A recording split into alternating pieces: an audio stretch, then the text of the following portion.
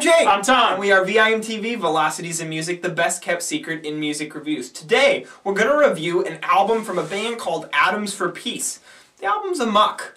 Atoms for Peace, for those who don't know, is Radiohead lead singer slash frontman Thom Yorke. His solo project gone full band and consists of Nigel Godrich, the unofficial sixth member of Radiohead, Flea, the bass player from Red Hot Chili Peppers, and several Mars Volta albums, and some drummers from acts that I'm not very familiar with. You know who the drummers are? Honestly, I don't. Well, there are a couple, some percussionists. So, Amok is in that vein of Radiohead. You have to compare anything where Thom Yorke is singing and writing a lot of the tracks. You have to kind of compare it to Radiohead. And what's unique about this one is you get to really kind of also compare it to The Eraser, Thom Yorke solo album from 2006. So, it's a full band appreciation of that solo album, and I think that you can see that, you know, a lot of these songs kind of sound like tracks from The Eraser, just with a more full band sound. Now, you know, what I've noticed, Tom, and I'm going to let you jump in here real quick, but I've noticed that this is very beat-oriented. And you know, Radiohead's latest work with King of Limbs in 2011 was very much like that. It was very much more beat-oriented. So this is kind of par for the course there, and I was expecting that. What I wasn't expecting is the continuation. You know, I figured with Atoms for Peace being a full band sound, we would see Thom Yorke kind of go away from the electronic melodies, and there's so many electronic melodies here. Yeah, I totally agree with you on that. And another thing is, too, with the full band sound, I was kind of expecting for his vocals not to take so much of the focus. Right. Now, that's not to say that the beats and some of the instrumentation is good. You do get some cool bass in here. You do get some cool guitar lines. I mean, the very first track, the album opens where you have kind of like a guitar in one ear and some beat in the other ear, and it all kind of blends together, and I think it's a really cool sound. Yeah. It really gives you a taste for what the album is going to be presenting to you for the rest of the time. But still, I felt like the sections where Thom wasn't singing were more just transitional. I don't feel like anything really took the focus, anything else that is. Right. So it left me wanting just a little bit more in that regard. In that regard, it came off as just a little bit lazy to me, and I feel like that's a little harsher than I actually mean it to sound. It's just more that when it comes to Thom Yorke, you know, I try to throw expectation to the wind, but what's really grabbed me about all his other music, from Radiohead to his solo album, The Eraser, is there was still an emotional depth pulling me in. And I didn't get that emotional connection here. I got a lot of, it was intellectually stimulating. It was. When it came to the arrangements, the way that the beats work together, the way that there are some crazy time signatures going through there, what he does with that, there's even some kind of polyrhythmic stuff. And I always appreciate that from an intellectual standpoint. And that was my highlights here. I mean, everything that I liked about this album was from an intellectual standpoint. Definitely. But Thom Yorke's voice is naturally so emotive that when I feel like the melodies, the performance, the lyrics don't really pull me in that way, then it's always going to leave me wanting a little more. Yep, and to tell you the truth, I personally, like in our In Rainbows review from a couple of years ago now. Yeah, that was quite a while ago. You know, we discussed the differences in how we listen to one of our favorite bands, Radiohead. Radiohead is still my favorite band. And it's hard for me to review. It's kind of fun for me to review something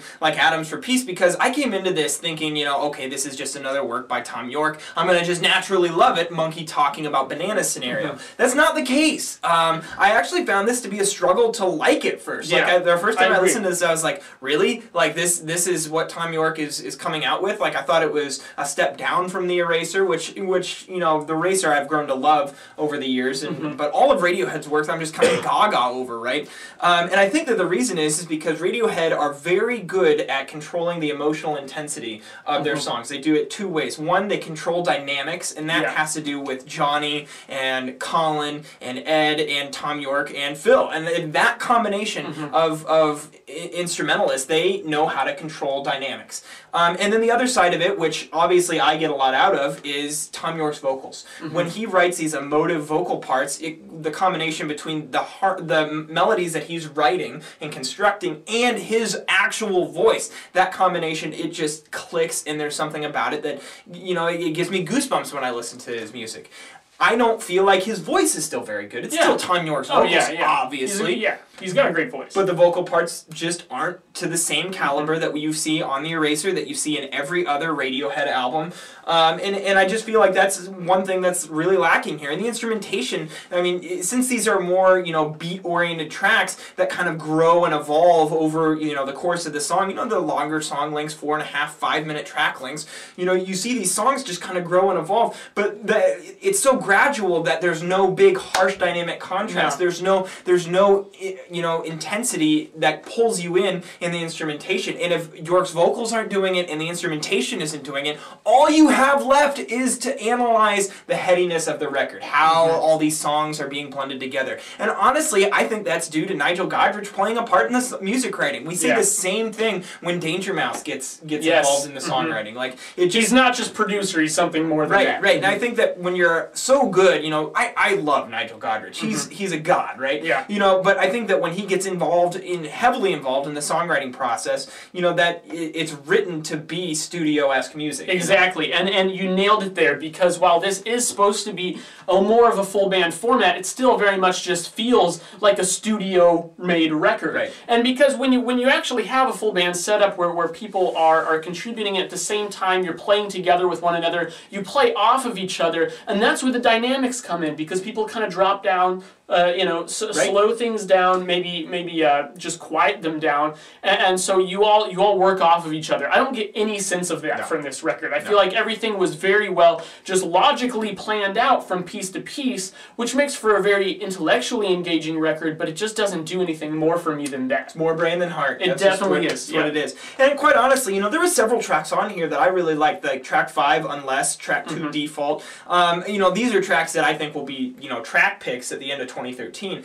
However, you know, you get tracks 8 and 9, I didn't really feel were quite as strong as, you know, some of the tracks in the beginning of the album. So I didn't finish strong. I mean, from an album flow perspective, this wasn't up to par. And quite honestly, it's just as far as a work that's come out from a member of Radiohead, you know, or Thom Yorke in particular, I don't really feel like this is up to par with everything else. It's still very good, right? Yeah. Don't get us wrong. Like, this is a solid record. You guys should definitely check this out if you haven't yet. But I think I'm settling at somewhere around a 79. I'm actually going to go 73. 73? I totally wrote down the wrong score. You did. I don't know why I was thinking that, but 73 is where I'm going. Nonetheless, mid-70s from us, that's a good score. That's a good score. I know that we're programmed inherently to just go off of what we learned in grade school and in college, that 70s are C's, they're bad. But, you know, from us, what we mean when we put an album in the 70s range is that this is a really solid effort. It's not the most mind-blowing thing that we've ever listened to, but we really like it. And that means that you guys should go listen to it.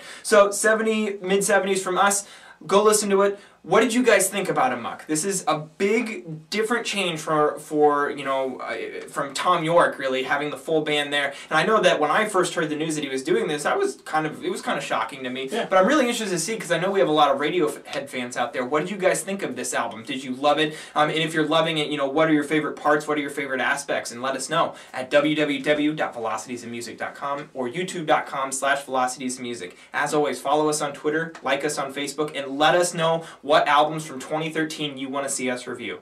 I'm Jake. I'm Tom. And we are VIMTV, moving music critique forward.